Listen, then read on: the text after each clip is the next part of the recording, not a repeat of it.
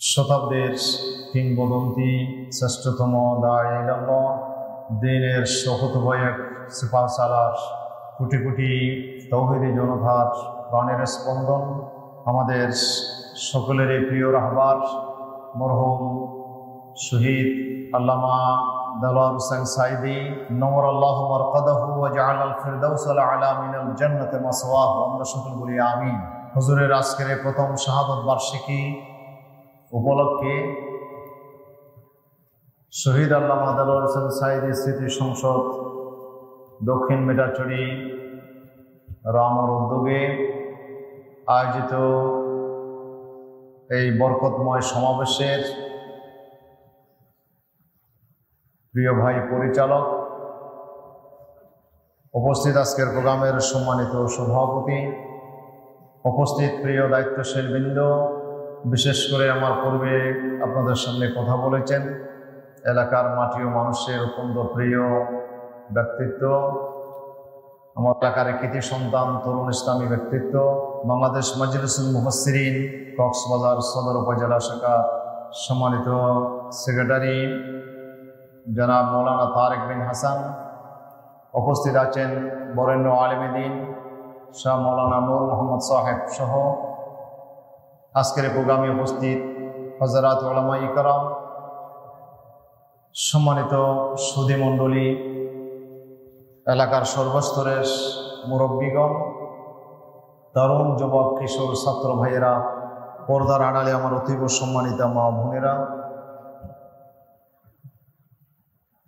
আমরা শুরুতেই মহান আল্লাহ পাক রব্বুল ইজ্জত ওয়াল জালালের শাহী দরবারে অযত কোটি শুকর আদায় করছি, যিনি আমাদেরকে আজকে দীর্ঘ প্রায় 16 বছরের সীমাহীন জুলুম নির্যাতন, যেই ফ্যাসিবাদী শক্তি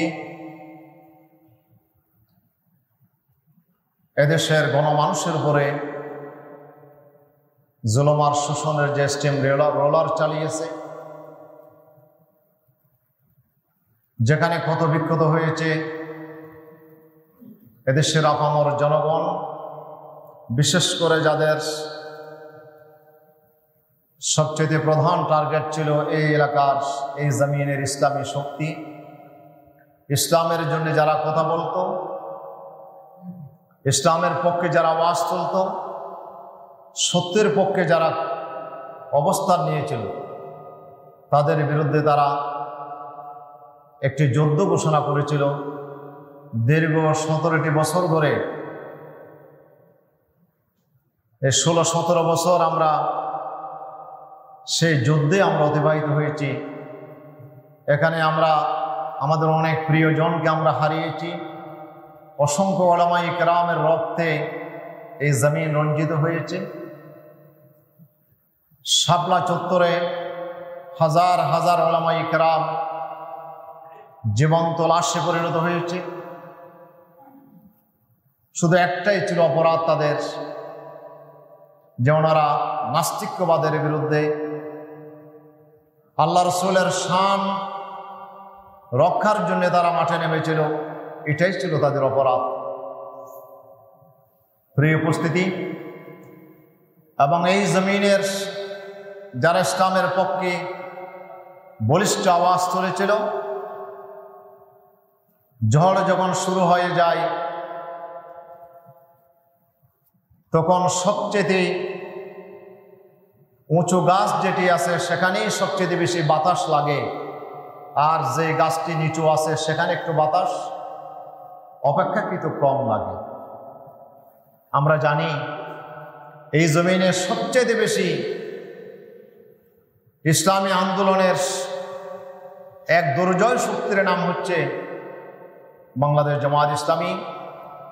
এই জন্য তাদের সবচেয়ে জুলুম আর নির্যাতন বেশি চলেছে এই দলের উপরে।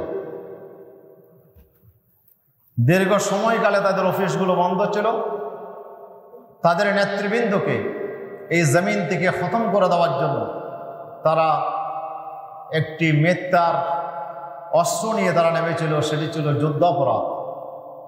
আর এই ইস্যুতে এদেশের শ্রেষ্ঠ সন্তানগুলোকে তারা এক এক করে বিদায় করেছে। জুডিশিয়াল কিলিং এর মাধ্যমে আদালতকে ব্যবহার করে এদেশের শ্রেষ্ঠ সন্তানগুলোকে তারা জমিন থেকে নির্বিচারে তারা হত্যা করেছে। শুধু সেখানেই শেষ নয়, এই হত্যাকাণ্ডের বিরুদ্ধে যারাই মাঠে নেমেছে, প্রতিবাদ করেছে, এরকম লক্ষ লক্ষ তৌহিদি জনতাকে তারা মামলা দিয়ে হয়রানি করেছে দীর্ঘ 16-17টি বছর। প্রিয় উপস্থিতি, সবচেয়ে বেশি আমাদের হৃদয়ে রক্তক্ষরণ হয়েছে এদেশের কোটি কোটি মুসলমানের, কোটি কোটি জনতার মাথার মুকুট ছিল সে আমাদের আজকে যাকে আমরা স্মরণ করছি, গোটা পৃথিবীতে আল্লাহ তাআলার এক শ্রেষ্ঠ নিয়ামত, একজন শ্রেষ্ঠ দাঈ ইলাল্লাহ মরহুম শহীদ আল্লামা সাঈদী রাহিমাহুল্লাহ, যিনি ছিল তাদের মিশনের প্রথম টার্গেট। তাদের মিশনের প্রথম টার্গেট ছিল উনি। ওনাকেই প্রথম তারা ফাঁসির রজ্জুতে ঝোলানোর জন্য তারা পরিকল্পনা নিয়েছিল, কিন্তু আল্লাহ তাআলার পরিকল্পনা ছিল ভিন্ন। তাদের সমস্ত চক্রান্তকে নস্যাৎ করে দিয়ে আল্লাহ তাআলা তাদের এই মৃত্যুদণ্ডের ঘোষণা তাদেরকে চেঞ্জ করতে হলো। তারা যাবজ্জীবন কারাদণ্ড দিয়ে তাদের গদি রক্ষার জন্য তারা চেষ্টা করেছিল। আমরা জানি শুধু এই মহান ব্যক্তিত্বের রায় শুনে এদেশের লক্ষ লক্ষ তৌহিদি জনতা মাঠে নেমেছিল। সেখানে 150-র উপরে আমাদের ভাইয়েরা শাহাদত বরণ করেছে। পৃথিবীর ইতিহাসে বিরল যে একজন ব্যক্তির জন্য মানুষ এভাবে জীবন দিতে পারে। লক্ষ লক্ষ মানুষ মামলার শিকার হতে পারে, হাজার হাজার ভাইয়েরা কারারুদ্ধ হয়েছে। প্রিয় উপস্থিতি, উনি আমাদের সে আল্লামা মরহুম শহীদ আল্লামা সাঈদ রাহিমাহুল্লাহ, যে আল্লাহ তাআলা ওনাকে এমন একটি মর্যাদা আল্লাহ তাআলা দিতে চেয়েছিলেন যে গোটা পৃথিবীকে কাঁদিয়ে তিনি আজকের এই দিনে আমাদের থেকে বিদায় নিয়েছিলেন। আজকে যার নামকে ওনারা সহ্য করেনি, যার জন্য দোয়া করার অপরাধে অসংখ্য ইমামের ইমামতি চলে গেছে, শুধু অপরাধ ছিল উনি আল্লামা সাঈদের জন্য দোয়া করেছেন। মসজিদে নাম ধরে দোয়া করা যেত না, মাহফিলে ওনার নাম উচ্চারণ করে কথা বলা যেত না। অসংখ্য বক্তাকে মঞ্চ থেকে নামিয়ে দেওয়া হয়েছে। ওনার জানাজায় শরীক হওয়ার অপরাধে কত ভাই মামলার শিকার হয়েছে। আমাদের কক্সবাজারেই তো আমাদের সে ফোরখান ভাই জীবন দিয়ে উনি আল্লাহর কাছে তার জীবনের নাজরানা পেশ করেছেন। শুধু একটা অপরাধ ছিল, উনি জানাজায় শরীক হয়েছিলেন। কত বড় জুলুম আর নির্যাতন চালিয়েছিল যেই ব্যক্তিটাকে, যার নামকে এই জমিন থেকে মুছে দেওয়ার জন্য এত গভীর ষড়যন্ত্র হলো। আজকে আল্লাহ তাআলার কি মহিমা, আজকে সারা দেশে ওনার একটি নামই আজকে উচ্চারিত হচ্ছে। আলহামদুলিল্লাহ, আমরা সকলে বলি আলহামদুলিল্লাহ। আজকে শুধু কক্সবাজার নয়, গোটা বাংলাদেশে প্রতিটি স্টেশনে স্টেশনে, আনাচে কানাচে, গ্রামে গঞ্জে আজকে শুধু একটাই আওয়াজ, উনি আল্লামা সাঈদী। ওনার কণ্ঠ আজকে উচ্চারিত হচ্ছে। এটি ফাইসালা কার? বলেন তো, এটি ফাইসালা কার? আমার আল্লাহ সুবহানাহু ওয়া তাআলার ফাইসালা। যাকে জমিন থেকে মুছে দিতে চাইলো তারা, যার নামকে তারা সহ্য করলো না। কারণ কি? উনি নাস্তিকতার বিরুদ্ধে কথা বলেন, উনি ধর্ম নিরপেক্ষতাবাদের বিরুদ্ধে উনি কথা বলেন, উনি জুলুম আর শোষণের বিরুদ্ধে বলিষ্ঠ কণ্ঠে তিনি কথা বলেন, উনি এদেশের শিরক এবং বিদআতের বিরুদ্ধে তিনি এক বলিষ্ঠ কণ্ঠস্বর ছিলেন। উনি ইসলামী আন্দোলনের পক্ষে কথা বলেন, উনি প্রকাশ্য মাহফিলে ইসলাম প্রতিষ্ঠার জন্য লাখো তরুণ যুবকদেরকে তিনি উজ্জীবিত করেন। এটাই ছিল তার অপরাধ। ওনার হাতে অসংখ্য অমুসলমান ভাইয়েরা ইসলাম গ্রহণ করেছে, এটি ছিল তার অপরাধ। আজকে সেই কারণে, এবং উনি এদেশের স্বাধীনতা সার্বভৌমত্বের পক্ষে তিনি অবস্থান নিয়েছিল, যার কারণে এদেশের উপর আধিপত্য বিস্তার করে, এদেশকে কুক্ষিগত করে, এদেশের মানুষকে আজীবনের জন্য গোলাম বানিয়ে রাখার জন্য আমাদের পার্শ্ববর্তী রাষ্ট্র যে চক্রান্ত করেছিল, সেই আধিপত্যবাদী শক্তির বিরুদ্ধে তিনি মাঠে কথা বলতেন। এটার কারণে আজকে উনি তাদের রোষানলে পড়লেন। ওনাকে প্রথম ফাঁসি দেওয়ার জন্য ওনারা রায় দিয়েছিল, কিন্তু জনগণের পার্স বুঝতে পারে ওনারা রায় চেঞ্জ করলো। রায় চেঞ্জ করতে তারা বাধ্য হলো, তারা যাবজ্জীবন কারাদণ্ড দিল। কিন্তু ওনার আরজু ছিল, তামান্না ছিল, উনি জেলখানায় থাকবেন না। আল্লাহ তাআলা ওনার সে তামান্না পূরণ করলেন। জেলখানায় ওনার মৃত্যু হলো না, ওনার সে ইন্তেকাল হলো জেলখানার বাইরে। আল্লাহ ওনাকে জেলখানা থেকে মুক্ত করে দিলেন। শুধু জেলখানা থেকে মুক্ত করলেন না, ওনার জীবনের সবচেয়ে লালিত যে স্বপ্ন ছিল শাহাদতের মৃত্যু, সেটাও আল্লাহ তাআলা ওনাকে দান করলেন। সুপ্রিয় উপস্থিতি, আজকে আমরা দেখতে পাচ্ছি উনি যতগুলো কথা এখন থেকে 10 বছর আগে, 20 বছর আগে, 30 বছর আগে যেই কথাগুলো তিনি বলছিলেন, সব কথাগুলো আজকে অক্ষরে অক্ষরে সত্যে বাস্তবে পরিণত হয়েছে। উনি যা বলেছেন তাই বাস্তব হয়েছে। এটি কেমনে সম্ভব? এখন তো আল্লাহ তাআলার কাছে যদি কবুল না হয়, এটি কখনো সম্ভব নয়।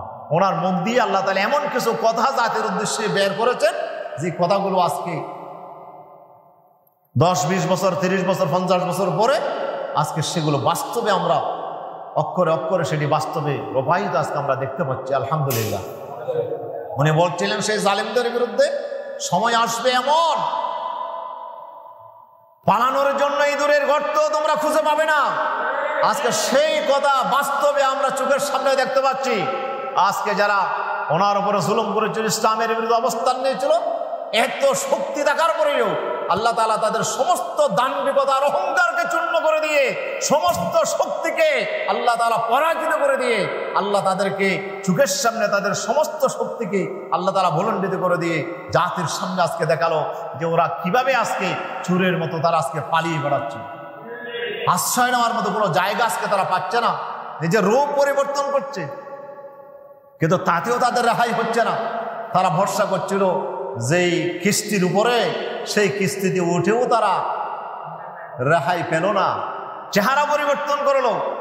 কত বড় দরবেশ, কথাবার্তায় যিনি ধার্মিকতার পরিচয় দিত, ও আলেমদেরকে নসিহত করতো, ওয়াজ করতো, এত বড় দরবেশ ওনার চেহারা পরিবর্তন করে নিল। ওনার দাড়ি পর্যন্ত উনি সেভ করে উনি প্রমাণ দিলেন যে আসলে ওনারা যাদেরকে ধর্ম ব্যবসায়ী বলতো, ওরা ধর্ম ব্যবসায়ী নয়, আসলে তারাই হচ্ছে প্রকৃত ধর্ম ব্যবসায়ী। ঠিক কিনা? ওরা ধর্মের লেবাস পরে জনগণকে তারা ধোঁকা দিয়েছিল। ওরা রাবিয়া বছরের লেবাস পরেছিল, ওরা ধর্মের লেবাস পরেছিল। আজকে জাতির সামনে সেটি আজকে স্পষ্ট হয়ে গেছে। প্রিয় উপস্থিতি, কথা বললে তো অনেক কথা। প্রিয় হাজরিন, আজকে আমরা যাকে স্মরণ করছি, সেই মরহুম আল্লামা শহীদ সাইদ রহিমাহুল্লাহ, আজকে আল্লাহ তাআলা ওনার সবগুলো কথা আজকে বাস্তবে রূপায়িত করে দেশের মানুষকে আজকে ওনার সেই দোয়া আল্লাহ তাআলা কবুল করেছেন। আল্লাহ তাআলা ওনার রক্তের বিনিময়, ওনার জীবনের বিনিময় আজকে আমাদেরকে এক অস্বস্তিকর পরিবেশ থেকে আল্লাহ তাআলা নাজাত দিয়েছেন। আলহামদুলিল্লাহ। আজকে আমরা একটি মুক্ত পরিবেশে আজকে আমরা নিঃশ্বাস ফেলার একটা সুযোগ আমরা পেয়েছি। আজকে অনেকেই এই বিজয়টাকে দ্বিতীয় স্বাধীনতা বলে অভিহিত করছেন। আমরা একবার স্বাধীনতা লাভ করেছিলাম পাকিস্তান আধিপত্য থেকে, আর এবারে আমরা স্বাধীনতা লাভ করলাম আমাদের পার্শ্ববর্তী রাষ্ট্রের আধিপত্য থেকে, ভারতের আধিপত্য থেকে। আমরা আজকে আবার নতুন করে যেন আমরা স্বাধীনতা লাভ করলাম। ঠিক কিনা?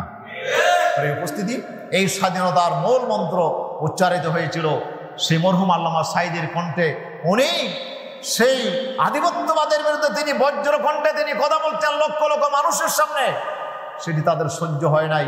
এই জন্য ওনাদের 1 নম্বর টার্গেট ছিল উনি সেই শক্তির পরামর্শেই জীবন্ত একটি মানুষকে, যিনি হাসতে হাসতে হাসপাতালে আসলো, ঘন্টার ভিতরেই ওনার কি হয়ে গেল? ওনার ইন্তেকালের খবর জাতি শুনলো, অথচ একজন সুস্থ স্বাভাবিক মানুষ। উনি যদি আসলেই হৃদরোগে আক্রান্ত হতেন তাহলে ওনাকে অবশ্যই অক্সিজেন দেওয়া হতো, ওনাকে হাসপাতালে আপনার এনে ওনাকে চিকিৎসা দেওয়া হতো, ওনাকে স্যালাইন দেওয়া হতো, কিন্তু না, কিছুই না। উনি একজন সুস্থ সবল একজন ভালো মানুষ, কিন্তু ওনাকে একটা নাটক মঞ্চস্থ করে আসলে ওনারা কুশিনের মাধ্যমে ওনারা ইনজেকশন পুশ করে একজন জীবন্ত মানুষকে তারা হত্যা করেছে, ওনারা শহীদ করে দিয়েছে। সেজন্য আজকে আমরা দোয়া করছি আল্লাহ তাআলা তার শাহাদতকে যেন আল্লাহ তাআলা কবুল করেন। আল্লাহ যেন তাকে শাহাদতের সুউচ্চ মর্যাদায় যেন আল্লাহ তাআলা ওনাকে আল্লাহ তাআলা আসীন করেন। আল্লাহ যেন শহীদি মর্যাদায় আল্লাহ তাআলা ওনাকে যেন কবুল করেন। আমরা সকলে বলি আমিন। প্রিয় উপস্থিতি, আমরা যাকে আজকে স্মরণ করছি উনি সেই মহান ব্যক্তিত্ব যিনি শুধু আলেম ছিলেন না, যিনি ছিলেন আলেমদের পুরোধা, গোটা বিশ্ব জুড়ে যার খ্যাতি আল্লাহ তাআলা পৌঁছে দিয়েছিলেন। হযরতে আল্লামা রুমি রহমতুল্লাহ আলাইহি একটি কথা বলছিলেন, ওনার একটি শের মনে পড়ছে, কাবারা হরদম তাজাল্লি মি ফাজুত ইজে ইখলাসাত ইব্রাহিম বুত। ওই যে আপনার পাহাড় গেরা একটি জায়গায় আল্লাহর ঘর, সে আল্লাহর ঘরের সে মরুভূমির ভিতরে পাহাড় গেরা একটি জায়গা, সেখানে আল্লাহর ঘর, আর সেখানে নির্মাণ করেছিল সে বাইতুল্লাহ হযরত ইব্রাহিম খলিলুল্লাহ আলাইহিস সালাম। ওনার এই নির্মিত ঘর জিয়ারত করার জন্য আল্লাহ তাআলা ওনাকে আহ্বান করতে আদেশ করলেন। আল্লাহ বলছেন, ওয়াজ্জিন ফিন্নাস বিল হজ্জি ইয়াতুকা রিজালা, হে ইব্রাহিম তুমি আযান দাও, তুমি আহ্বান করো মানুষকে, তারা যেন এই ঘরের জিয়ারত করতে আসে। হযরত ইব্রাহিম আলাইহিস সালাম বললেন, আল্লাহ আমি তো ডাক দেবো, কিন্তু আমার ডাক কয়জনে শুনবে? আমি যদি ডাক দিই কয়জনে শুনবে? এখানে তো কোনো মানুষ নাই, কোনো জনমানব শূন্য এলাকা, এরকম একটি এলাকায় আমি ডাক দিলে কে শুনবে? আল্লাহ তাআলা বলছেন যে ইয়াত, তুমি ডাক দাও, ওমা রমাইতা ইজ রমাইতা ওয়ালাকিন্নাল্লাহ রমা। হে ইব্রাহিম, ডাক দেওয়ার দায়িত্ব তোমার, আর শুনিয়ে দেওয়ার দায়িত্ব আমার। ইব্রাহিম আলাইহিস সালাম সেদিন ডাক দিয়েছিলেন, আর সেই ডাক পৌঁছে দিয়েছিলেন কে? আল্লাহ সুবহানাহু ওয়া তাআলা। এমনভাবে পৌঁছাই দিলেন গোটা পৃথিবীতে, ইব্রাহিম আলাইহিস সালামের সেই ফজরের ডাক শুনিয়ে দিলেন। এমনকি রূর জগতে যারা ছিল তাদের কাছেও আল্লাহ তাআলা এই ডাক পৌঁছে দিয়েছিলেন, আর সেই ডাক শুনে যারা লব্বাইক বলেছিল তাদের কিসমতে আল্লাহ তাআলা হজ লিখে রেখেছেন। আলহামদুলিল্লাহ, আজকে পৃথিবীর প্রান্ত প্রান্ত থেকে যে মিন কুল্লি ফাজ্জিন আমিক, দুনিয়ার বিভিন্ন প্রান্ত থেকে তারা আপনার ছুটে যাচ্ছে আল্লাহর ঘরের জিয়ারত করার জন্য। কোটি কোটি মানুষ আজকে আল্লাহর ঘরকে স্মরণ করছে। তার কারণ কি? সেটার মূল কারণ ছিল ইব্রাহিম আলাইহিস সালামের সেই তাওহীদ, ওনার যে ঈমান, ওনার যে ইখলাস, ওনার যে নিষ্ঠা। এর কারণে আল্লাহ তাআলা এই আমলকে আল্লাহ তাআলা কবুল করেছেন, যার কারণে বাইতুল্লাহর আওয়াজকে আল্লাহ গোটা পৃথিবীতে ছড়িয়ে দিয়েছেন। এবং এই বাইতুল্লাহকে যারা ধ্বংস করতে আসছিল আল্লাহ তাআলা তাদের ঘাড়কে আল্লাহ তাআলা মটকে দিয়েছেন। এই জন্য এই ঘরের একটি নাম হচ্ছে আল বাইতুল আতীক। আল্লাহর ঘরের নাম কি? আল বাইতুল আতীক। এটি হচ্ছে স্বাধীন ঘর, এটি হচ্ছে পুরাতন ঘর, এটি যেমন সর্বপ্রথম ঘর পৃথিবীর, এবং এটি হচ্ছে স্বাধীন ঘর, যে এই ঘরকে কেউ কবজা করতে পারে নাই, এই ঘরের উপর কেউ আধিপত্য বিস্তার করতে পারে নাই, এই ঘরের সম্মানকে কেউ ভুলণ্ডিত করতে পারে নাই। যারা এসেছিল আল্লাহর কুদরত দিয়ে আল্লাহ তাদেরকে জমিন থেকে শেষ করে দিয়েছেন, যার প্রমাণ আল্লাহ তাআলা রেখে দিয়েছেন। আলাম তারা কাইফা ফাআলা রাব্বুকা বিআসহাবিল ফিল। সূরা ফিল আল্লাহ তাআলা বলছিলেন যে আমি সেই হস্তি বাহিনীর সাথে কি আচরণ করেছি কি তোমার জানা নেই? সে আব্রাহার বিশাল বাহিনী, ৬০,০০০ হস্তি বাহিনী নিয়ে উনি যে অস্ত্র শস্ত্র নিয়ে আল্লাহর ঘর ধ্বংস করতে আসছিল, আল্লাহর ঘর কি ধ্বংস হয়েছে? ধ্বংস হয় নাই, বরঞ্চ আল্লাহর ঘরের সাথে ধাক্কা লেগে আব্রাহার ৬০,০০০ বাহিনীকে আল্লাহ তাআলা এমনভাবে সেই সমুদ্র থেকে এমন ঝাঁকে ঝাঁকে আল্লাহ পাখি পাঠালেন, যাকে আমরা আবাবিল বলি, সেই পাখি দিয়ে আল্লাহ তাআলা এমনভাবে ধ্বংস করে দিলেন, গোটা দল বল সহ আব্রাহা বাদশাকে আল্লাহ ধ্বংস করে দিলেন। সেই ঘরের নাম হচ্ছে আল বাইতুল আতীক। এটি হচ্ছে মক্কা নগরীতে, প্রিয় উপস্থিতি, সে আল্লাহর ঘর, ওনাকে যে সম্মান, যে মর্যাদা আল্লাহ তাআলা যেভাবে বাড়িয়ে দিয়েছিলেন, আজকে আমরা দেখতে পাচ্ছি আজকে বাংলাদেশে অনেক আলেম আছে। আল্লামা সাঈদী সাহেবের চাইতেও যোগ্য অসংখ্য আলেম বাংলাদেশে আছে, কিন্তু আল্লাহ তাআলা, আমরা দেখছি আল্লাহর কি কুদরতের মহিমা, যে আল্লাহ তাআলা তার এ গোলামকে আল্লাহ এমনভাবে কবুল করেছেন, ওনার নামকে আল্লাহ এমনভাবে ছড়িয়ে দিয়েছেন গোটা পৃথিবীর প্রান্তে প্রান্তে আল্লাহ তাআলা তাকে পরিচিত করে দিয়েছেন। আলহামদুলিল্লাহ, ওনার নাম আজকে উচ্চারিত হচ্ছে। উনি শুধু একজন আলেম নয়, উনি আলেমদের মাথার তাজ, উনি আলেমদের শিরোমণি, গোটা পৃথিবী জোড়া যার খ্যাতি। আল্লাহ তাআলা ওনাকে এমন কিছু যোগ্যতা দিয়েছিলেন, যোগ্যতা যখন আল্লাহ তাআলা দেন সেখানে আর এটা অর্জন করার দরকার হয় না। সেই জন্য আল্লামা রুমি বলছিলেন যে কাবেল দাদে হকরা কাবেলিয়ত শর্ত নিজ লেকে শর্তে কাবেলিয়ত দাদে উস্ত। আল্লাহ যাকে যোগ্যতা দেন সেখানে কোনো শর্ত নাই, আল্লাহর যোগ্যতা দেওয়ার জন্য কোনো শর্ত নাই। আল্লাহ যাকে কবুল করেন তাকে আল্লাহ তাআলা এমন যোগ্যতা দেন যে যোগ্যতার সামনে দুনিয়া পরাজিত হয়ে যায়। আল্লামা সাঈদী আল্লাহ তাআলার সেই প্রিয় গোলাম, আল্লাহ যাকে কবুল করেছিলেন, যার কবুলিয়তের প্রমাণ আমরা দেখি যে আল্লাহ রাব্বুল আলামিন যখন কাউকে ভালোবাসে, হাদিস শরীফে আসছে, বুখারীর হাদিস, যে ইন্নাল্লাহা ইজা হাব্বা ফুলানান ইজা হাব্বাল্লাহু আবদান নাদা জিবরাইলা। আল্লাহ তাআলা যখন কোনো বান্দাকে ভালোবাসে তখন আল্লাহ তাআলা জিবরাইলকে ডেকে বলে, জিবরাইল ইন্নী উহিব্বু ফুলানান ফাহিব্বাহু, এই জিবরাইল আমি ফলানাকে ভালোবাসি, তুমিও তাকে ভালোবাসো। জিবরাইল বলেন, তখন আমি তাকে ভালোবাসা শুরু করে দিই এবং আমি আকাশবাসীকে আমি ডেকে বলি, এই আহলাস সামা, এই আকাশবাসী, আল্লাহ তাআলা ফলানাকে ভালোবাসে, ফাহিব্বুহু, তোমরাও তাকে ভালোবাসো। সুবহানাল্লাহ। এরপরে তিনি জমিনের মানুষগুলোকে ডেকে বলেন, এই জমিনবাসী, আল্লাহ তাআলা ফলানাকে ভালোবাসে, তোমরাও তাকে ভালোবাসো। তখন গোটা পৃথিবীতে ফায়ুজআলু লাহুল কবুল ফিল আরদ, জমিনের মধ্যে তার গ্রহণযোগ্যতা তৈরি হয়। এদেশের কোটি কোটি মানুষ, পৃথিবীর কোটি কোটি মানুষগুলো তাকে ভালোবাসতে শুরু করে। সুবহানাল্লাহ। এই হাদিস অনুসারে দেখা যায় আজকে আল্লামা সাঈদীকে আমরা ভালোবাসছি, তার সাথে আমাদের কোনো আত্মীয়তা, বলেন, ওনার সাথে কোনো আত্মীয়তা আমাদের নাই, রক্তের কোনো সম্পর্ক নাই, কিন্তু একটা সম্পর্ক আছে, উনি আল্লাহর দ্বীনকে ভালোবেসেছিলেন, আল্লাহর দ্বীনকে তিনি বুলন্দ করার জন্য পৃথিবীতে চেষ্টা করছিলেন। আমরাও সেই আল্লাহর দ্বীনের সেই বিজয়ের স্বপ্ন দেখি, আমরাও সেই দ্বীনকে ভালোবাসি। আজকে সেই জন্যেই আজকে পৃথিবীর প্রান্তে প্রান্তে আজকে আল্লামা সাঈদীকে স্মরণ করা হচ্ছে। আলহামদুলিল্লাহ, এটি হচ্ছে আল্লাহর কাছে তার কবুলিয়তের প্রমাণ।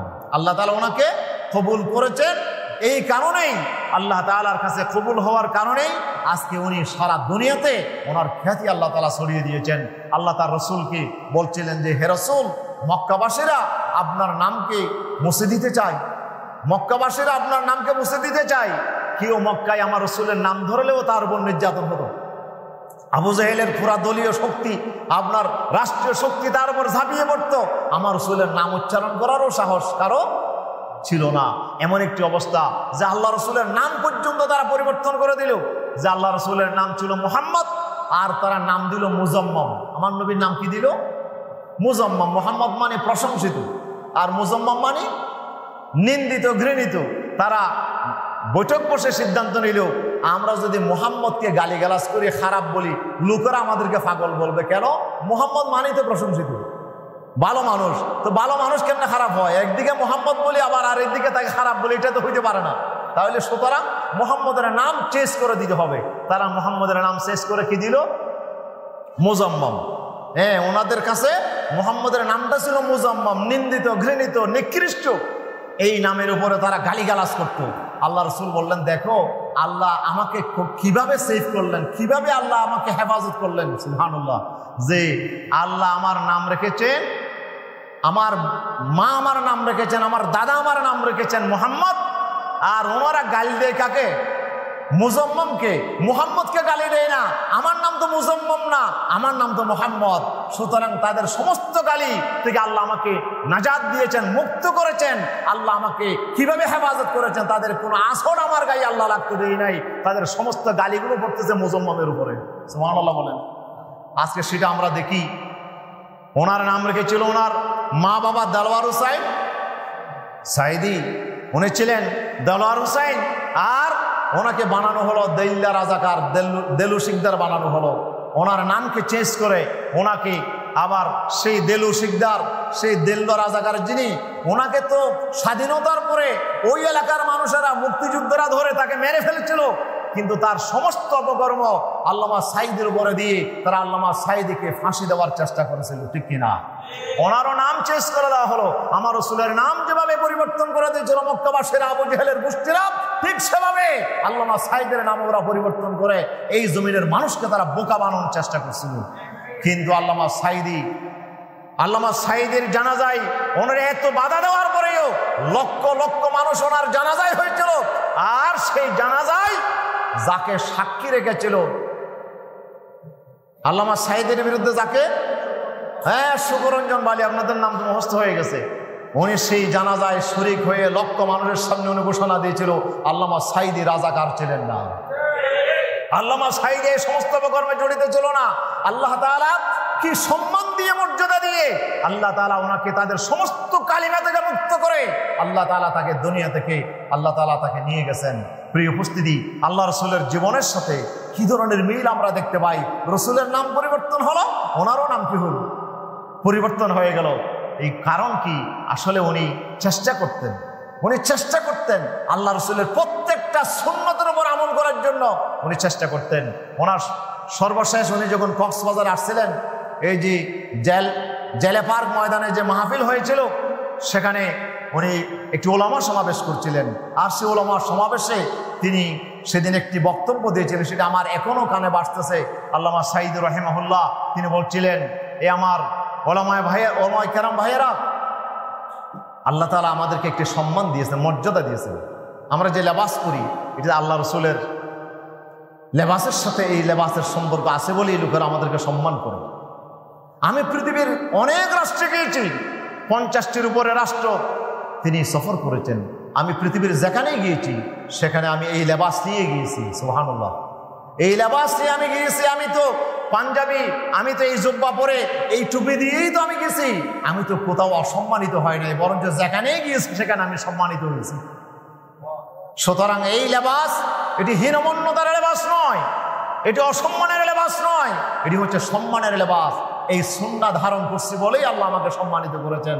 আপনারাও চেষ্টা করবেন রসুলের প্রত্যেকটি সুন্নতের উপর আমল করার জন্য। আল্লামা সাইদ রাহিমাহুল্লাহ তিনি আল্লাহ রসুলের সুন্নতের একটি জীবন্ত নমুনা ছিলেন। আল্লামা সাইদি শুধু আলেম ছিলেন না, রসুলের প্রতিটা সুন্নাহকে তিনি আমল করার জন্য চেষ্টা করতেন। উনি সারা জীবন আলোচনা করেছেন, দাওয়াত দিয়েছেন, উনি ওয়াজ করেছেন, তাফসির করেছেন, কিন্তু উনি আল্লাহ রসুলের সুন্নতের এক মূর্ত প্রতীক ছিলেন। আলহামদুলিল্লাহ, ওনার প্রতিটি কথা, প্রতিটি কাজ যে সাক্ষী দেয় উনি আল্লাহ রসুলের জীবনের একটি আপনার যে জীবন্ত এক অনুসারী ছিলেন। রসুল সাল্লাল্লাহু আলাইহি সাল্লাম যেভাবে চলতেন, যেভাবে ফিরতেন, যেভাবে উনি কাজ করেছেন, এটারই তিনি অনুসরণ করেছেন। প্রিয় উপস্থিতি, তাকে জিজ্ঞেস করা হয়েছিল যে আপনি জামায়াত ইসলামীতে কেন আসলেন? বলে আমি কেন জামায়াত ইসলামী করি, এই নামে একটা বইও উনি লিখেছেন। কেন জামায়াত ইসলামী করেন? তিনি বলছেন রসুল সাল্লাল্লাহু আলাইহি সাল্লাম ইসলামকে প্রতিষ্ঠার জন্য তিনি যেভাবে একটি সংগঠন খাড়া করেছিলেন এবং ওই সংগঠনের প্রচেষ্টার মাধ্যমে তিনি আরবের জমিনে ইসলাম প্রতিষ্ঠার জন্য চেষ্টা করেছিলেন, আমিও দেখতে পাচ্ছি এই বাংলাদেশের জমিনে একটি সংগঠন ইসলাম প্রতিষ্ঠার জন্য কাজ করছে। আর সেই সংগঠনের নাম কি? জামায়াত ইসলামী। জামায়াত ইসলামের চাইতে যদি ভালো কোনো সংগঠন আমার নজরে আসে আমি ওই সংগঠনে যাব, কিন্তু আমি জামায়াত ইসলামী করি এই কারণে, যেহেতু জামায়াতের চাইতে শ্রেষ্ঠ এই জমিনে, এই ভূখণ্ডে আর কোনো সংগঠন আমি দেখছি না, এই কারণে আমি জামায়াত ইসলামী করি। কিন্তু আমাদের দেশে অনেকেই জামায়াত ইসলামীর পরিচয় দিতেও আমরা ভয় করি, আমরা একটু নিজেকে সংকোচ বোধ করি যে জামায়াতের পরিচয় কেমনে দিই। কিন্তু অনেক বোকা আপনার সেই স্পষ্টভাবে তিনি ঘোষণা দিয়েছিলেন যে আমি জামায়াত ইসলামী করি। এটি আমার জন্য অপমান নয়, এটি আমার জন্য হীনমন্যতা নয়, বরঞ্চ এটি আমি রসুলের সুন্নতের উপর আমল করার চেষ্টা করছি। প্রিয় উপস্থিতি, উনি সেদিন এই যে ওনার জীবনের এই যে ঘোষণা, এটি আমরা দেখতে পাচ্ছি মূলত আল্লাহ রসুলকে তিনি ভালোবেসেছিলেন। আল্লাহ রসুলের সুন্নতের উপরে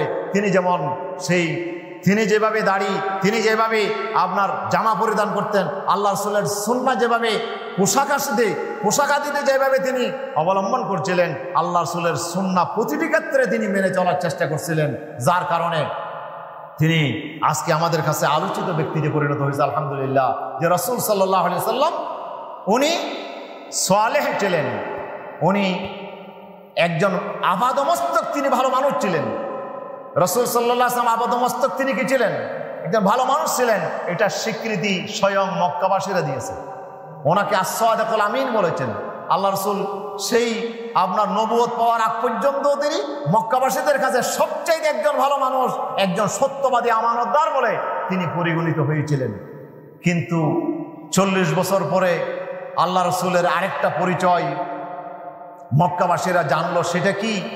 সেই পরিচয় হচ্ছে যে উনি এই জমিনকে তিনি সংস্কার করতে চায়, এই শাসন ব্যবস্থাকে তিনি সংস্কার করতে চায়। তিনি আপনার আরবের গোটা পৃথিবীকে, আরব সহ গোটা পৃথিবীকে তিনি সংস্কার করতে চায়। উনি এই সংস্কারের করছিলেন। 40 বছর পরে আল্লাহ তাআলা ওনাকে দায়িত্ব দিয়েছিলেন। আল্লাহ তাআলা বলছেন যে হে রাসূল, ইয়া আইয়ুহাল মুদ্দাসসির কুম ফাআনজির ওয়া রাব্বাকা ফাকাব্বির ওয়া সিয়াবাকা ফাতাহির ওয়া রুজুজা ফাহাজুর ওয়া লা তামনুন তাস্তাকসির ওয়া লিরাব্বিকা ফাসবির। আল্লাহ তাআলা দ্বিতীয় পর্যায়ে প্রথম ওহী আসছিল ইকরা বিসমি রাব্বিক, 5 আয়াত। এরপরে দ্বিতীয় পর্যায়ে যে ওহী আমার রাসূলের উপর আসছিল এটি ছিল সূরা মুদ্দাসসিরের আয়াতগুলো। আল্লাহ তাআলা বলছিলেন, হে চাদর আবৃত ব্যক্তি, আপনি উঠে দাঁড়ান, আপনি উঠুন, ফানজির, গোটা পৃথিবীর মানুষকে আপনি সতর্ক করেন। ওয়া রাব্বাকা ফাকাব্বির, আপনার দায়িত্ব হচ্ছে গোটা পৃথিবীতে আল্লাহর শ্রেষ্ঠত্ব আপনাকে ঘোষণা করতে হবে। ওয়া রাব্বাকা ফাকাব্বির, আল্লাহর শ্রেষ্ঠত্ব কি? জমিন আল্লাহর, এই জমিনে আইন চলবে কার? আল্লাহ। এই জমিনে যদি আল্লাহর আইন না চলে, আল্লাহ তো শ্রেষ্ঠ হইল না, আল্লাহ তো নিচে পড়ে গেল। অথচ ওয়া কালিমাতুল্লাহি হিয়াল উলিয়া, আল্লাহর কলেমাই হবে সবচেয়ে উপরে, আল্লাহর কালামই হবে উপরে, আল্লাহর বিধানই হবে উপরে। আলা লাহুল খালকু ওয়াল আমর, সৃষ্টি যার, আইন চলবে তার। এই হুকুম আল্লাহ তাআলা দিয়েছিলেন। সুতরাং আল্লাহ রাসূলকে আল্লাহ বললেন ওয়া রাব্বাকা ফাকাব্বির, আপনার দায়িত্ব হচ্ছে আপনাকে এই জমিনে আমি আল্লাহর শ্রেষ্ঠত্ব আপনাকে ঘোষণা দিতে হবে। এখানে কারো হুকুমত চলবে না, কারো শাসন চলবে না, একমাত্র শাসন চলবে কার? বিধান চলবে কার? আল্লাহর। এই জমিনকে সংস্কার করতে হবে। আজকে আবু জেহেল, আবুল আহাবের মতো চরিত্রহীন নষ্ট মানুষগুলো আজকে এই জমিনের শাসন ক্ষমতা হাতে নিয়ে তারা জমিনের মজলুম মানুষের উপর, অসহায় মানুষের উপর, গরিব অসহায় মানুষকে তারা শোষণ করছে। এই জমিনের মানুষগুলোকে তারা জুলুম আর নির্যাতনে ভরে দিয়েছে। আল্লাহ রাসূলকে আল্লাহ দায়িত্ব দিলেন, ও রাসূল, আর ভালো মানুষ হয়ে বসে থাকার আর কোনো সুযোগ, ভালো মানুষ হয়ে আর বসে থাকার কি নাই? সুযোগ না। আপনি গোটা মক্কাবাসী আপনাকে সার্টিফিকেট দিয়েছে আপনি একজন ভালো মানুষ, কিন্তু ভালো মানুষ হয়ে শুধু বসে থাকলেই হবে না। এই জুলুম আর নির্যাতনের বিরুদ্ধে আপনাকে আওয়াজ তুলতে হবে। আপনাকে এই আবু জেহেলের বিরুদ্ধে আপনাকে আওয়াজ তুলতে হবে। এই জমিনের শাসন ক্ষমতার বিরুদ্ধে আপনাকে আওয়াজ তুলতে হবে। ওয়া রাব্বাকা ফাকাব্বির, এই জন্য আপনার দরকার কি? ওয়া সিয়াবাকা ফাতাহির, আপনাকে ওয়া সিয়াবাকা ফাতাহির, আপনার কাপড় চোপড় আপনাকে পবিত্র করতে হবে। অর্থাৎ আপনার পোশাকাদি, আপনার বাইরের বাহ্যিক অবয়ব আপনাকে পবিত্র করতে হবে। ওয়ার রুজুজা ফাহাজুর, এরপরে আপনার ভিতরে বাহিরে সব ক্ষেত্রে আপনাকে একটা সুন্দর চরিত্র আপনাকে অবলম্বন করতে হবে। এই সুন্দর চরিত্রের নৈতিকতার বলিষ্ঠ শক্তি নিয়ে আপনাকে মাঠে নামতে হবে। সুবহানাল্লাহ। আপনি মাঠে নামেন, আপনার চরিত্রকে আপনি অস্ত্র হিসেবে ব্যবহার করে আপনি মাঠে নামেন, ইনশাআল্লাহ আমি আল্লাহ আপনাকে সাহায্য করব, এই জমিনে বিজয় আসবে। রাসূল সাল্লাল্লাহু আলাইহি ওয়াসাল্লাম সেদিন মক্কার জমিনে আল্লাহর এই দায়িত্ব তিনি পেয়ে তিনি সেদিন মক্কার জমিনে আল্লাহ রাব্বুল আলামিনের সেই বিধানকে জমিনে বিজয়ী করার জন্য, এই জমিনকে আমল সংস্কার করার জন্য, এই জমিনের শাসন ক্ষমতাকে সংস্কার করার জন্য, এই জমিনের সামাজিকতা, আপনার রাজনীতির ক্ষেত্রে, অর্থনীতির ক্ষেত্রে, সংস্কৃতির ক্ষেত্রে, আপনার জীবনের প্রতিটা ক্ষেত্রে যে অরাজক পরিস্থিতি তৈরি হয়েছিল এটাকে সংস্কার করার জন্য আমার নবীকে আল্লাহ তাআলা দায়িত্ব দিয়েছিলেন। রাসূল সাল্লাল্লাহু আলাইহি ওয়াসাল্লাম সেদিন ভালো মানুষ হয়ে যদি বসে থাকতেন, আবু জেহেল একটা কথাও আমার নবীর বিরুদ্ধে বলতো না, আমার নবীর বিরুদ্ধে কোনো আওয়াজ তুলতো না। আজকে আমাদের দেশের কিছু ভালো মানুষ আছে না নাই? বলেন, আমাদের দেশের কিছু ভালো মানুষ আছে। কারা? আমার দেশে যারা ফিসাব বলি আমরা, বুজুর্গ মানুষ, নামাজ দোয়া পড়ে, তসবিহ তাহলিল পড়ে, তাহাজ্জুদ পড়ে, হ্যাঁ, ভালো আপনার ইবাদত বন্দি করে, এরা মানুষে ক্ষতিও করে না, মানুষের সাথে খারাপ ব্যবহার করে না, খুব ভালো মানুষ। এরকম ভালো মানুষের অভাব কি আমাদের বাংলাদেশে আছে? অনেক ভালো মানুষ আছে, কিন্তু ভালো মানুষ তো আছে, কিন্তু জালিমের বিরুদ্ধে কথা বলার মতো শক্তি তাদের নাই। তারা জালিমের বিরুদ্ধে কোনো কথা বলে না, তারা শোষণের বিরুদ্ধে কথা বলে না, তারা গরিব অসহায় মানুষের পক্ষে তারা কথা বলে না, তারা শুধু ইবাদত বন্দেগী নিয়ে, তারা শুধু তাদের ভালো মানুষের অবস্থা নিয়ে তারা বসে আছে সম্মান আর মর্যাদা পাওয়ার জন্য। বলে এখন যদি আমি জালিমের বিরুদ্ধে কথা বলি আমি তো বিতর্কিত হয়ে যাব, আমি তো সমালোচিত হয়ে যাব, আমার বিরুদ্ধে তো আমার উপরে বিভিন্ন ধরনের আপনার বিপদ মুসিবত আসতে পারে। সেজন্য এই ভয়ে তারা জালিমের বিরুদ্ধে কথা বলে না, তারা আপনার শোষণের বিরুদ্ধে কথা বলে না, তারা সে অন্যায়ের বিরুদ্ধে কথা বলে না, যার কারণে ওদের কাছেও তারা খুব ভালো মানুষ। বলে জমিনে যদি কিছু ভালো মানুষ থাকে তাইলে ওরা আছে যারা সাপকেও লম্বা বলে না, ব্যাংকেও ব্যাটে বলে না, খুব ভালো মানুষ। আমার নবীও তো চাইলে সেদিন ভালো মানুষ হিসেবে মক্কায় থাকতে পারত, আবু জেহেলের রোষানলে পড়ার কোনো দরকার ওনার হতো না। কিন্তু রাসূল সাল্লাল্লাহু আলাইহি ওয়াসাল্লাম কি ভালো মানুষ হয়ে বসে থাকছিলেন না? 40 বছর ভালো মানুষ হয়ে বসে থাকছিলেন, আল্লাহর পক্ষে তো কোনো দায়িত্ব আসে নাই, কিন্তু 40 বছর পরে আল্লাহ বললেন যে দায়িত্ব দিলেন, হে রাসূল আর ভালো মানুষ হয়ে বসে থাকার আর সুযোগ নাই, এখন আপনাকে আরেকটা কাজ করতে হবে, এই জমিনকে সংস্কার করতে হবে, আপনাকে সালেহ হিসাবে শুধু নয়, আপনাকে মুসলিহ হতে হবে, আপনাকে সংস্কারক হতে হবে, আপনাকে এই জমিনকে পরিবর্তন করার এক মহা বিপ্লব আপনাকে সফল করতে হবে। সুবহানাল্লাহ। সেদিন আমার রাসূল সাল্লাল্লাহু আলাইহি ওয়াসাল্লাম এই বিপ্লব সফল করার জন্য তিনি যে আওয়াজ তুলছিলেন, প্রথম আওয়াজেই তো উনি কি নিন্দিত হলেন না নন্দিত হলেন? বলেন, প্রথম আওয়াজেই তিনি নিন্দিত হলেন না নন্দিত হলেন? প্রথম যেদিন তিনি আওয়াজ তুললেন সাফা পাহাড়ের পাদদেশে, ইয়া আইয়ুহান নাস কুলু লা ইলাহা ইল্লাল্লাহ তুফলিহুন, প্রথম আওয়াজ দাওয়াত যখনই দিলেন সাথে সাথেই তো তিনি আবু লাহাবের রোষানলে বললেন তাব্বান লাকা ইয়া মুহাম্মদ ওয়া আলি হাযা দাউতানা, এ মুহাম্মদ এই কথা বলার জন্য সকালবেলা আমাদেরকে ডাকছো? ধ্বংস তোমার জন্য। সুবহানাল্লাহ। আমার রাসূলকে পাথর নিয়ে মারার জন্য উদ্যত হলো, আমার নবীকে মারতে গেল, কিন্তু আল্লাহ তাআলা সহ্য করলেন না, আল্লাহ তাআলা সহ্য করলেন না। ইসলামের বিরুদ্ধে প্রথম প্রতিবাদ করেছে আবু লাহাব। এই জন্য আবু লাহাব হচ্ছে ইসলাম বিরোধীদের প্রতীক। এই জন্য আল্লাহ তাআলা কোরআন মজিদে কোনো কাফেরের নাম উল্লেখ করে না, শুধু একজন কাফেরের নাম উল্লেখ করছে। ওনার নাম কি বলেন? আবু জাহেলের নাম কোরআন শরীফে নাই, উতবা সাহেবের নাম কোরআন শরীফে নাই, কিন্তু আবু লাহাবের নাম কোরআন শরীফে আছে। কেন আছে? সে প্রথম ইসলামের বিরোধিতা করছে। আমার নবীর আপন চাচা হওয়ার পরেও আমার নবীর বিরোধিতা করছে প্রথম আবু লাহাব। এই কারণে আল্লাহ তাআলা সহ্য করলেন না, আবু লাহাবের নামে গোটা একটা সূরা নাযিল করলেন। আল্লাহ বললেন যে এই আবু লাহাব, তুমি আমার নবীর বিরুদ্ধে প্রথম আওয়াজ তুলেছো, পৃথিবীতে যারা ইসলামের বিরোধিতা করবে এরা হচ্ছে আবু লাহাবের উত্তরসূরি। সুতরাং আল্লাহ বলে দিন যে তাব্বাত ইয়াদা আবি লাহাব, আবু লাহাবের 2 হাত ধ্বংস হয়ে গেছে, আবু লাহাব 2 কাল তার ধ্বংস হয়ে গেছে, আবু লাহাবের দুনিয়াও ধ্বংস আখিরাতও ধ্বংস। মা আগনা আনহু মালহু ওয়া মা কাসাব, তার ধন সম্পদ, তার দলবল, তার অর্থবল একটাও তাকে বাঁচাইতে পারবে না। আজকে কি আমরা দেখছি না এই পরিস্থিতি? যাদের হাতে এত কোটি কোটি টাকা, যাদের বাড়িঘরে পর্যন্ত এখন কোটি কোটি টাকা পাওয়া যাচ্ছে, বলেন না, তাদের গাড়িতে টাকা পাওয়া যাচ্ছে, অফিসে টাকা পাওয়া যাচ্ছে, লক্ষ লক্ষ কোটি কোটি জনগণের টাকা আত্মসাৎ করে ওনারা আজকে কোটি কোটি টাকা, বিলিয়ন বিলিয়ন ডলার তারা পাচার করেছে বাংলাদেশ থেকে। এরপরে কি তাদের রেহাই হয়েছে? বলেন, তাদের কত শক্তি, তাদের কত পুলিশ বলেন, বিজিবি বলেন, র্যাব বলেন, আপনার কত ফোর্স, তাদের সব তাদের পাশে, রাষ্ট্র তাদের পাশে, পার্শ্ববর্তী রাষ্ট্র তাদের পাশে, এতগুলো শক্তি পাশে থাকার পরও তারা মনে করছে যে আমাদেরকে পতন করার কোনো শক্তি। কিন্তু আমার আল্লাহ কি দেখালেন? এমন পরিস্থিতি আল্লাহ করে দেখালেন যে মুহূর্তের ভিতরে সব উলট পালট হয়ে গেল। আল্লাহ বলেন যে তাব্বাত ইয়াদা আবি লাহাব, কিয়ামত পর্যন্ত যারা ইসলামের বিরোধিতা করবি তোদের জন্য আমি আল্লাহ তাআলা প্রমাণ রেখে দিলাম আবু লাহাবকে। আবু লাহাবের 2 কাল ধ্বংস, দুনিয়াও ধ্বংস, আখিরাতও ধ্বংস, এবং তাকে কেউ বাঁচাইতে পারবে না। সায়াসলা নারান যাতা লাহাব। এই ইসলামের বিরোধিতা থেকে যদি ফিরে না আসো তাহলে তোমাদের পরিণাম হবে জাহান্নাম।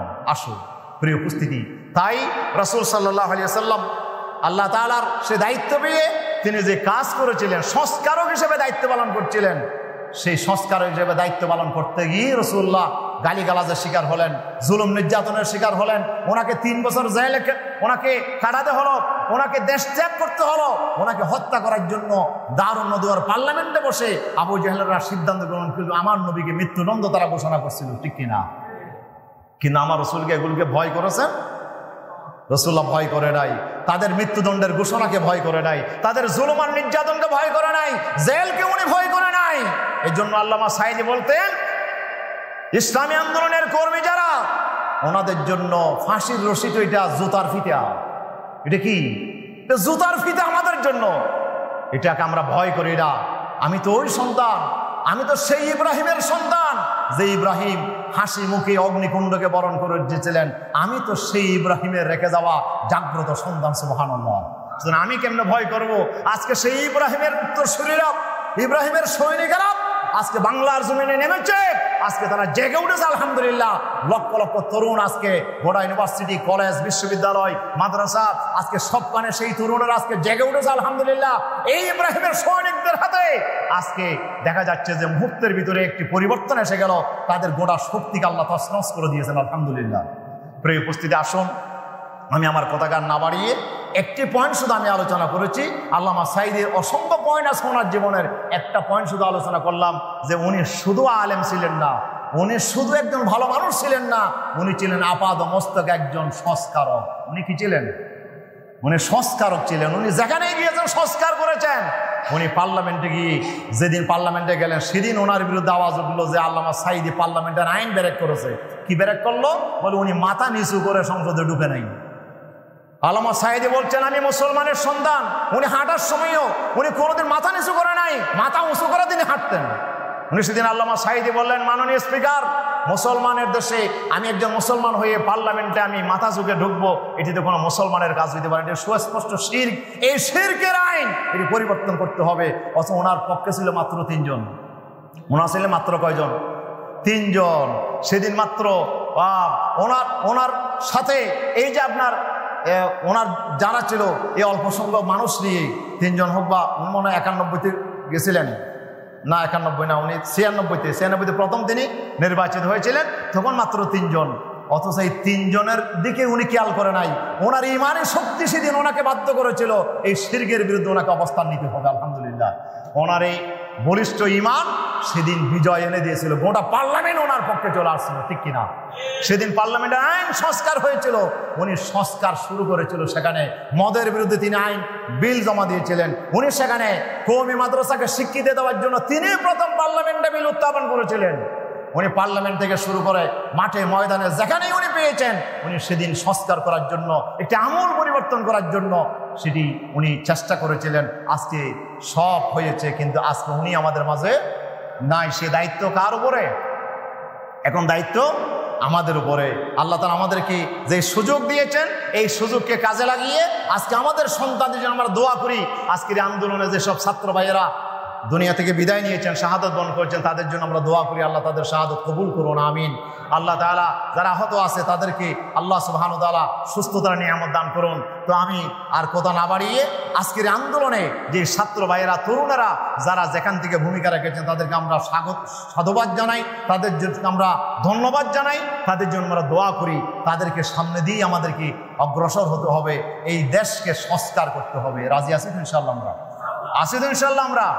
আমরা প্রয়োজনে আমাদেরকে সতর্ক থাকতে হবে। যতই ষড়যন্ত্র হোক, এই বিপ্লবকে নস্যাৎ করার জন্য হাজারো ষড়যন্ত্র এখন আমরা দেখতে পাচ্ছি, সংখ্যালঘু নির্যাতন, তারপরে কত কিছুর ধোঁয়া তুলে তারা এদেশে আবার এই বিপ্লবকে নস্যাৎ করার জন্য চেষ্টা করছে, কিন্তু আমরা তা হতে দেব না ইনশাআল্লাহ। প্রয়োজনে জীবন দেব। এরপর আমরা এই আন্দোলনের মাধ্যমে যেই বিজয় আমাদের অর্জিত হয়েছে, বৈষম্যের বিরুদ্ধে, জুলুম শোষণের বিরুদ্ধে, অন্যায়ের বিরুদ্ধে আমাদের যাত্রা শুরু হয়েছে। আমাদের কাজ কিন্তু অনেক বাকি আছে। এই জমিনে যতদিন পর্যন্ত কোরআনের রাজ কায়েম হবে না, ইসলাম প্রতিষ্ঠা হবে না, ততদিন পর্যন্ত বৈষম্যের কোনো অবসান হবে না। সেজন্য আসুন, এই জমিনে একটি আমূল পরিবর্তন করার জন্য, এই দেশের আমূল সংস্কার করার জন্য আমরা সবেমাত্র প্রথম অবস্থায় আমরা নেমেছি, রাস্তা অনেক দূর বাকি আছে। এই জন্য আমাদেরকে চেষ্টা করতে হবে। আমাদের বিরুদ্ধে অনেক সমালোচনা আসবে, অনেক কথা বলবে, কিন্তু আমাদেরকে সব দেখে শুনে আমাদেরকে হিকমতের সাথে, কৌশলের সাথে সামনে এগিয়ে যেতে হবে। আল্লামা সাঈদ রাহিমাহুল্লাহর জন্য আমরা দোয়া করছি। আজকে উনি যে আন্দোলন শুরু করছিলেন, এই আন্দোলনে আজকে লক্ষ লক্ষ তরুণ যুবক আজকে সে আন্দোলনে শরিক হয়েছে। আজকে ওনার রেখে যাওয়া সেই দায়িত্ব আমাদেরকে পালন করতে হবে। আল্লাহ তাআলা আমাদেরকে সেই দায়িত্ব পালন করার তৌফিক দান করুন, আমিন। আমি সবাইকে ধন্যবাদ জানিয়ে, আজকে যারা আয়োজন করেছেন ওনাদের আন্তরিক মোবারকবাদ জানিয়ে, ওনাদের জন্য দোয়া কামনা করে আমি আমার সংক্ষিপ্ত কথা এখানে শেষ করছি। হাজা মা ইনদি ওয়া ইনদাল্লাহ। আসসালামু আলাইকুম ওয়া রাহমাতুল্লাহ।